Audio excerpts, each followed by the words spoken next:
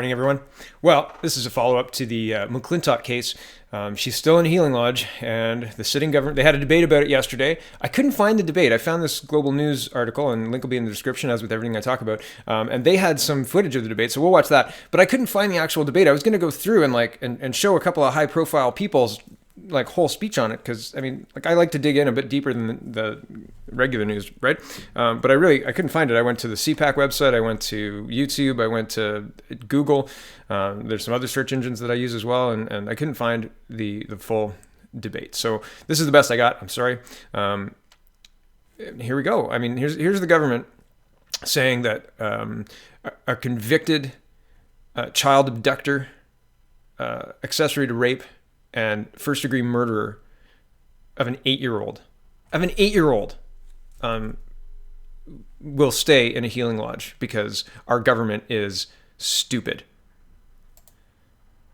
Why is she being given a cushy transfer to a healing lodge with no fence? Conservatives hammered the Liberals, calling on them to send Tory Stafford's killer back to a traditional prison and out of the Saskatchewan Indigenous Healing Lodge where she's been living since December. We have the opportunity to take a stand for justice for Tory. Government lawyers have advised the minister doesn't have the power to intervene in the case, and today Liberal MPs said nor should he. It is so important that our justice system is based on the rule of law, that the government not get involved in the individual micromanaging of the status of an offender.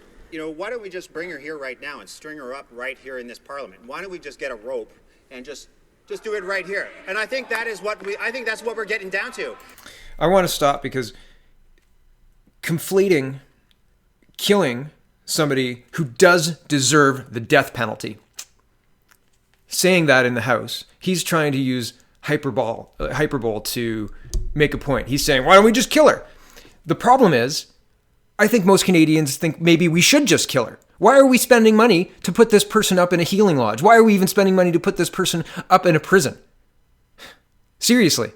Yeah, at this point, this has become so farcical that your hyperbole, sir, is backfiring on you, okay? Your intention to prove a point by saying, let's just kill her, is backfiring because the Liberal government is so soft on crime. That's how far you've pushed me.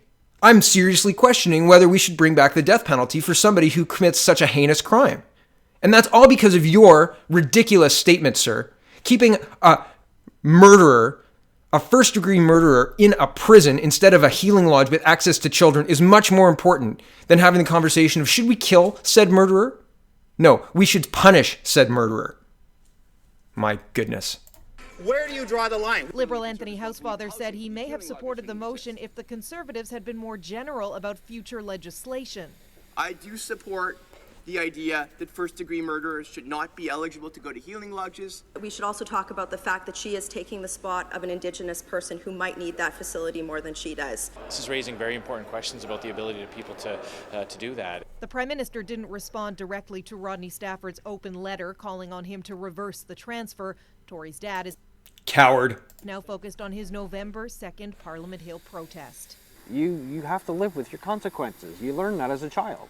The Commissioner's review is still underway. A vote is expected Wednesday. Abigail Beeman, Global News, Ottawa. We know. Sorry. So that was the debate. They haven't voted yet. So our weak on crime, limp-wristed federal government is worried that, intervening in this case might set a bad precedent. Anyway, here's question period, and the first question is about Stafford. Stand on this issue today in order. Oral questions, questions orales, the Honourable Leader of the Opposition.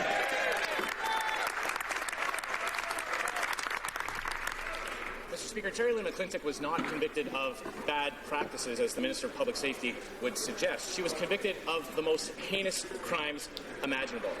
A few months ago, she was in a facility that had fences and bars and locks. Now she is in a healing lodge where she has a kitchenette a living room and where there are other children present. Now, I know the minister will try to confuse Canadians with designations, but the fact remains that she was in a facility that looked like a prison, and now she is in a healing lodge. Will the minister reverse this decision, and will he apologize for calling these crimes bad?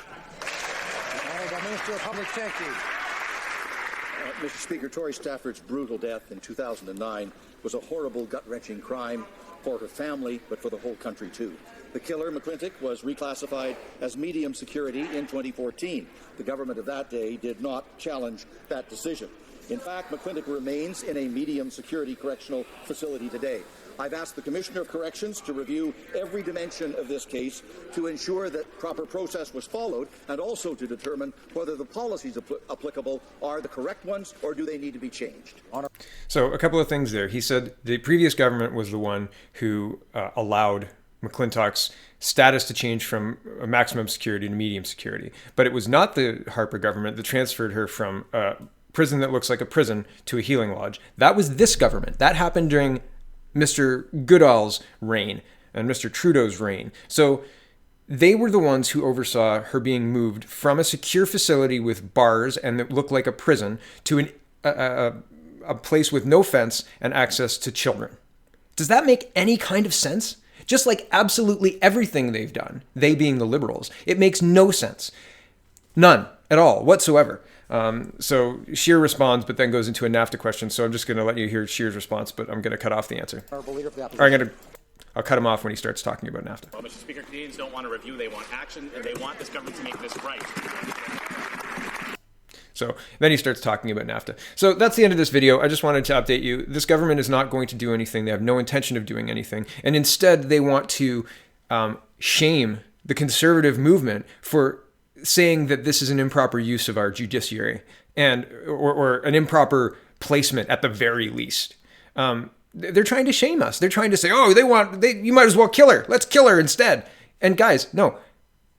We want justice as laid out by our justice system, not justice as laid out by Justin Trudeau's hug it out.